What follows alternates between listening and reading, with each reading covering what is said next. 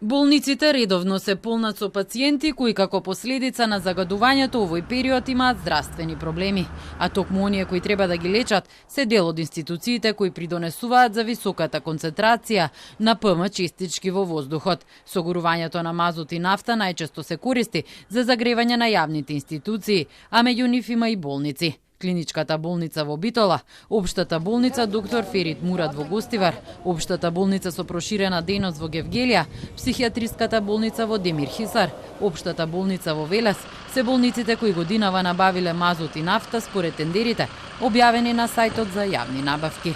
Меѓу нив е и специјализираната болница за превенција, лекување и рехабилитација на хронични респираторни, неспецифични и алергиски заболувања во Тешево. Во оваа болница всуштост може да се лекуваат оние кои имаат проблеми со дишењето, меѓу другото и поради загадувањето.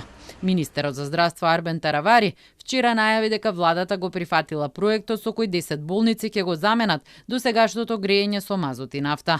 Проектот треба да стапи на сила до крајот на наредната година.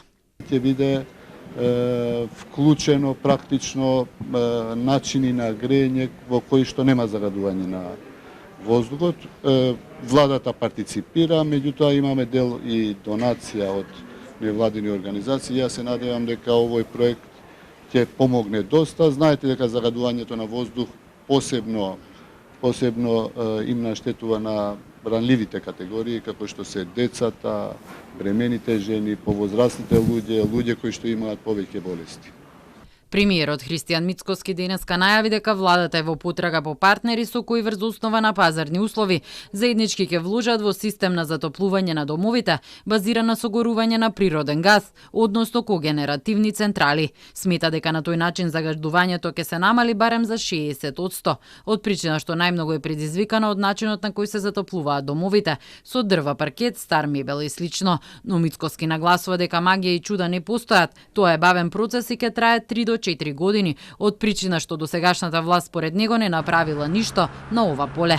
Инаку нафта и мазут за грејење користат и училишта, општини и многу други институции.